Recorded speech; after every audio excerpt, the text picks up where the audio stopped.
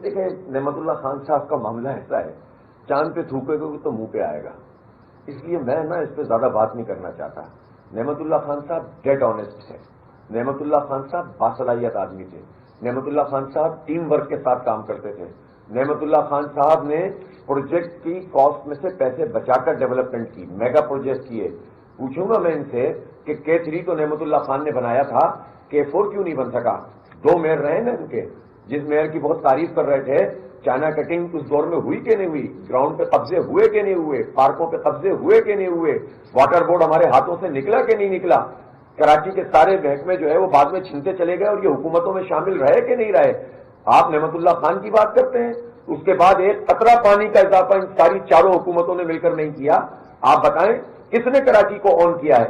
ہم نے آن کیا، ہم نے جو ہے وہ ایمانداری سے کام کیا، اس وقت بھی بلدیہ میں پورا قبضہ تھا MQM کا، اور اس قبضے میں ہوتا یہ تھا کہ پرچیاں بنتی تھیں، پیٹرول کی پرچیاں، ڈیزل کی پرچیاں بنتی تھیں، گاڑیوں کی مینٹیننس کے پیسے یہ لوگ چارج کرتے تھے، ان کے یونٹ آفیسر اور سیکٹر آفس کے لوگ وہاں بیٹھے ہوئے ہوتے تھے، اور یہ پرچیاں تو بنتی تھیں، گاڑیاں نہیں چلتی تھیں، کچرا نہیں اٹھتا تھا۔ نعمت اللہ خان صاحب سب کو آن بورڈ لے کر آئے، روڈ پہ انہوں نے گاڑیاں چلائیں، کچرا اٹھانے کا نظام بنایا، صفائی ستھرائی کی، گرین بیلٹ بنائی۔ مجھے بتائیں تو صحیح کہ جب نعمت اللہ خان صاحب کی مدت پوری ہوئی تو کون سی چیز تھی؟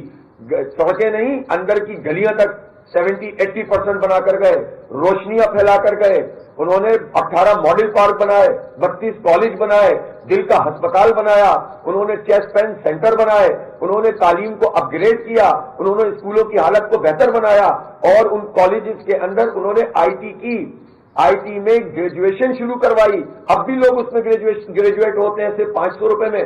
آپ بتائیں، آپ نعمت اللہ خان پر بات کر رہے ہیں؟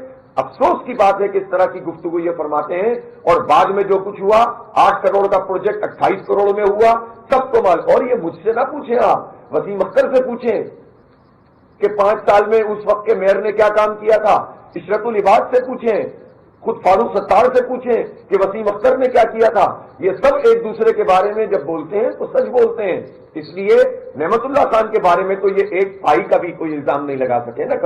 کبھی کوئی پوچھے تو صحیح، آپ جائیں، جس جنرل مشرف نے آپ کو NRO دے کر نعمت اللہ خان صاحب کی پاپولرٹی اور جماعت اسلامی کی پاپولرٹی کو ایک طرف رکھتے ہوئے صرف وفاق میں ایک موقف کی بنیاد پر انہوں نے کراچی کو محروم کیا تھا اور ان کو NRO دیا تھا، ان کو اور پیپلز پارٹی کو، اس مشرف سے پوچھیں کہ وہ نعمت اللہ خان کے بارے میں کیا رائے رکھتے ہیں۔ ان سے تو ہماری سیاسی بہت زبردست مخالفت تھی نا، ان کی رائے پوچھیں کہ ان کی کیا ہے۔ اس لیے یہ باتیں کرنے سے لوگ بے وقوف نہیں بنیں گے۔ ہمیں پتا ہے تختیاں کون لگاتا تھا اور کون اس طرح سے پروجیکٹ کو بناتا تھا۔ یہ تو ان کے توفیل سارے پروجیکٹ، چند پروجیکٹ مکمل کرنے کے قابل ہو سکے، پورا ان کا۔ اگر نعمت اللہ خان صاحب کا خواب ہوتا پورا تو لائٹ ریل سسٹم چلتا، ان سارے منصوبوں کو فیل کر کے انہوں نے ہمیں یہ ٹرانسپورٹ دیے جو اس وقت موجود ہے۔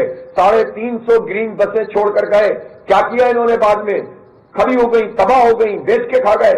اس لیے یہ باتیں نہ کریں اور اپنی پرفارمنس کی بنیاد پر عوام میں جائیں۔ اور یہ جو انہوں نے کہا نا کہ ہم چھوڑ دیں گے، تو پہلے بھی جماعت آ گئی تھی، تو بھائی کنٹونمنٹ بورڈ کے الیکشن میں تو آپ لڑے تھے نا، تو کیوں ہار گئے آپ ہم سے؟ کیوں ہم سے 1 تہائی ووٹ آپ نے کم لیے؟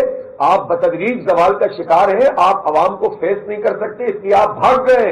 جواز آپ نے فالتو کا بنا لیا ہے۔